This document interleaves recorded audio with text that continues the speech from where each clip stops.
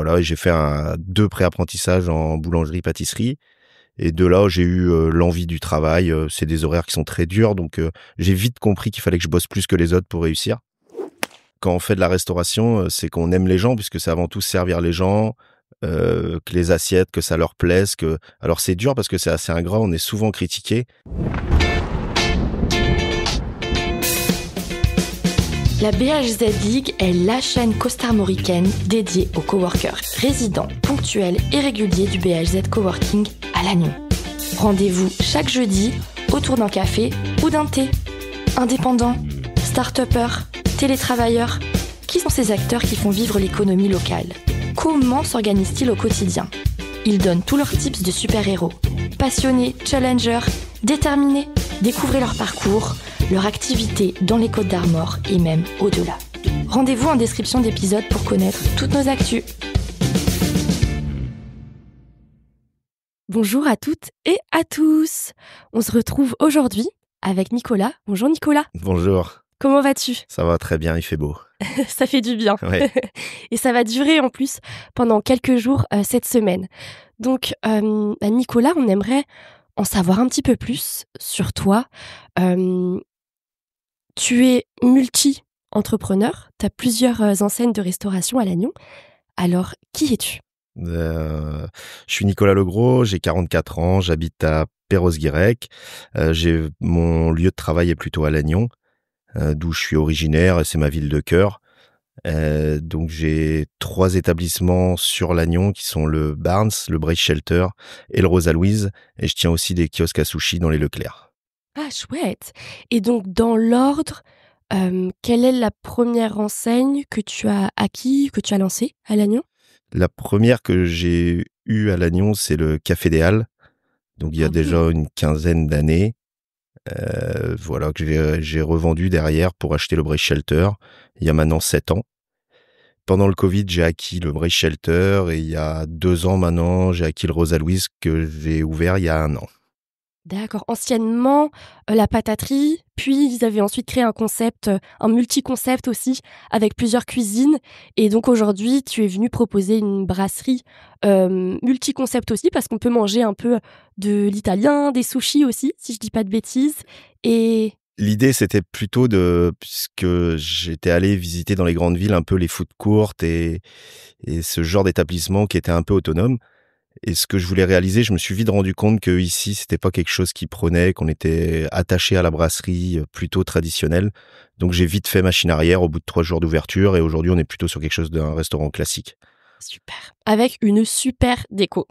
Merci. Quel est ton parcours? Parce que toi, concrètement, donc là, tu t'es dirigé vers des enseignes de restauration. Est-ce que tu as fait une école de commerce? Comment est-ce que tout ça s'est dessiné? Non, j'ai un parcours atypique, j'étais pas très scolaire, donc j'ai été déscolarisé assez vite à l'âge de 14 ans. Donc ça peut faire peur, j'ai arrêté l'école en 5e. Voilà, et j'ai fait 2 pré-apprentissages en boulangerie-pâtisserie. Et de là, j'ai eu l'envie du travail. C'est des horaires qui sont très durs, donc j'ai vite compris qu'il fallait que je bosse plus que les autres pour réussir. Et après, je me suis dirigé vers le métier de la restauration et du bar qui m'attirait. Donc vers 18-19 ans, j'ai commencé à faire des extras. De là, j'ai rencontré des patrons qui avaient un bar dans le centre-ville de Lannion. J'ai été embauché. Puis une histoire a commencé avec eux. On a ouvert une affaire à Loquirec. Ensuite, on s'est séparés. J'ai ouvert le Café des Halles. Et puis, ce que je vous ai raconté, quoi, ce parcours. Voilà. Semé d'embûches parfois. Semé d'embûches. Ah ben, écoute, tu nous fais un petit peu de teasing, là, on voudrait en savoir plus. Pourquoi est-ce que tu as choisi ce métier?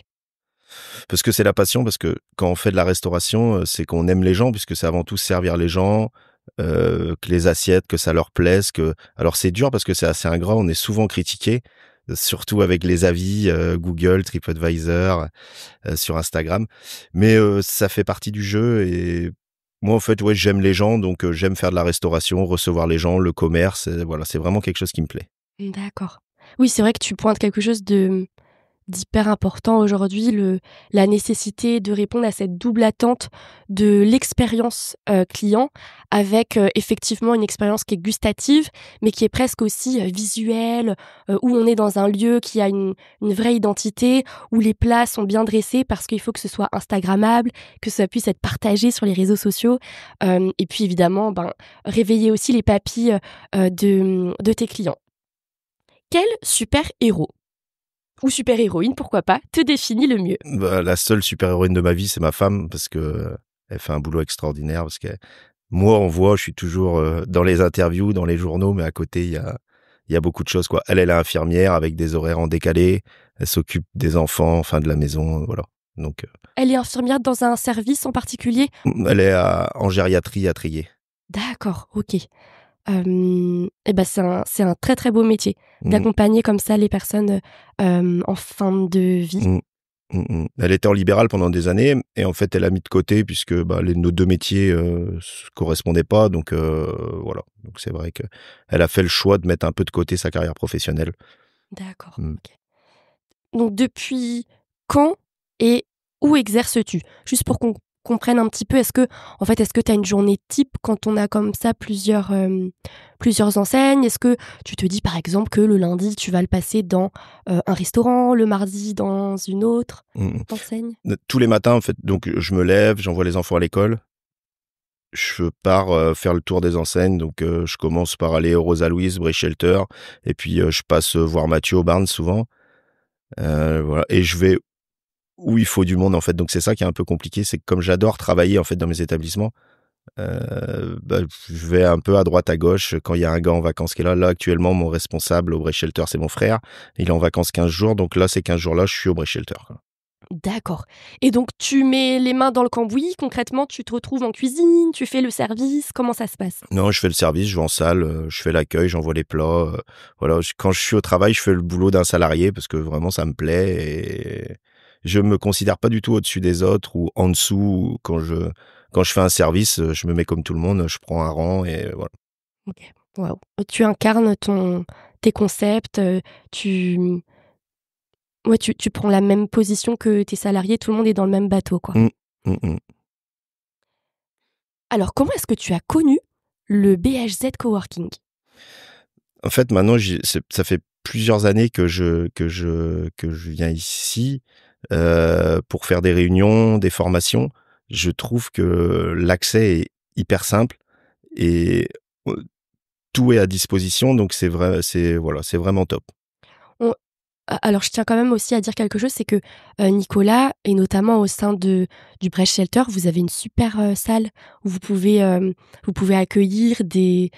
Est-ce qu'il y a un nombre de personnes en particulier, un seuil? Quarantaine? Oui, quand même. Donc, une quarantaine de personnes. Donc, on pourrait très bien se dire que tu pourrais, dans cette salle-ci, dédier tes formations, dédier tes réunions là-bas. Et à l'inverse, tu fais le choix, toi, de venir dans un espace dédié, peut-être en tout cas, on a d'autres entreprises qui nous ont donné cette explication-là. Le fait de sortir en fait du contexte du travail, ça permet aussi de faire émerger des nouvelles idées et puis d'être, certes, de parler travail, mais vraiment d'être dans un nouvel espace qui fait que on décorrèle le travail de l'arrivée des nouvelles idées, on fait une différence entre vraiment travail et formation.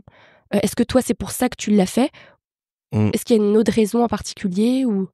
Déjà, le concept, quand vous l'avez monté, je trouvais que c'était un très bon concept. Donc moi, j'aime bien quand les entreprises perdurent.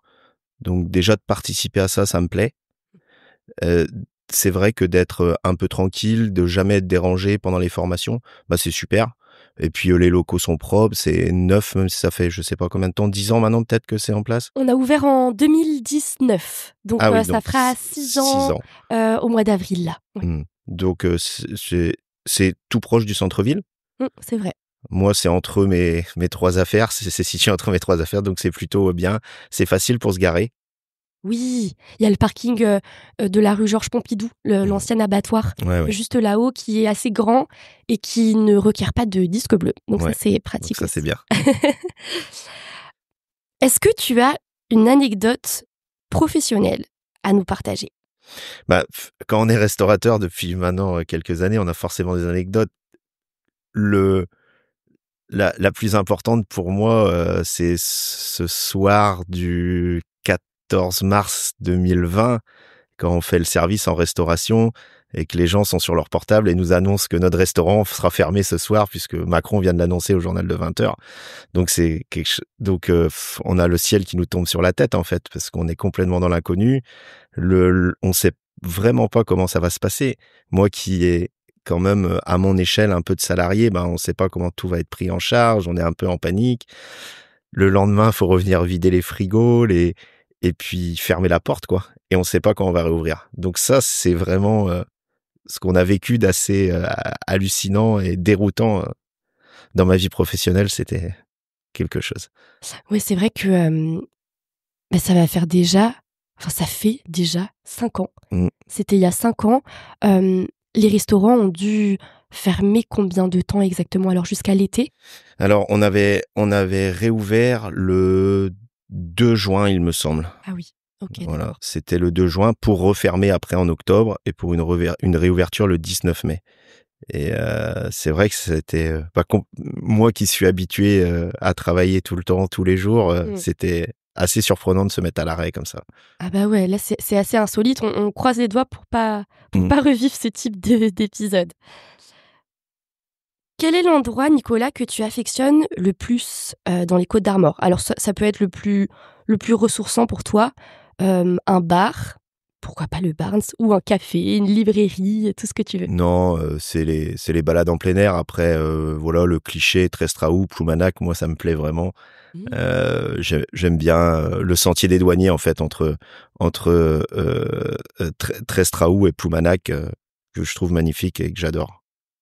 C'est vrai que c'est un endroit assez exceptionnel de longer comme ça le GR 34. Avec un peu de chance, parfois on croise des phoques. Ouais. Et puis on passe à côté du camping du Ranolien. Ouais, c'est très beau. C'est super pour les balades en famille. Et encore plus comme le soleil pointe le bout de son nez ces temps-ci. Est-ce que tu as un outil d'organisation au quotidien qui te facilite ton... Ouais, j'ai un outil qui me facilite, c'est Jessica, mon assistante de direction. Ah. Voilà, j'ai la chance depuis quelques années, depuis 3 ans maintenant qu'elle est avec moi, d'avoir quelqu'un au quotidien qui m'aide dans l'organisation des entreprises et à solutionner tous les problèmes. Donc, ouais, c'est vraiment elle mon outil. Ouais. C'est vrai, elle est d'une grande aide. Elle s'occupe de ton calendrier, elle gère tes rendez-vous. Ouais, c'est ça. Me rappeler que ce matin j'avais rendez-vous ici. Non, je m'en rappelais. Non, je m'en rappelais. Mais oui. Puis voilà, avancer sur les devis, sur la comptabilité, sur de remplir les restaurants. Enfin, voilà, que tout soit toujours à jour, puisque moi je suis pas câblé pour ça à la base. J'ai pas fait d'école de commerce, j'ai pas fait d'études. Donc voilà, elle est d'une grande aide. D'accord. Pour l'administratif, pour les RH aussi, peut-être aussi Ouais. les recrutements. Ouais. Tu gères comment tes recrutements? Après le basique, un peu France Travail. Ah, oui. Les réseaux sociaux, un petit peu. Et puis le bouche à oreille quand même. Et aujourd'hui, j'ai quand même un réseau assez important. Et en fait, j'espère être un bon patron. Donc les conditions de travail dans mes établissements sont plutôt bonnes, que ce soit au niveau des salaires où on est au-dessus et au niveau des repos. Parce qu'ils ont tous 3 jours, voire 3 jours et demi de repos par semaine. Donc ce qui est rare en restauration. Minimum 3 jours, tout le monde. Donc forcément, ça aide dans le recrutement. Waouh, ok. Est-ce que tu veux passer un appel actuellement ou est-ce que ça y est, les équipes sont Non, cool? c'est bon, j'ai pas besoin. C'est bon, merci. Ok, merci beaucoup Nicolas pour ce premier épisode. Merci. Où on en a appris un petit peu plus sur ton parcours et on se retrouve la semaine prochaine.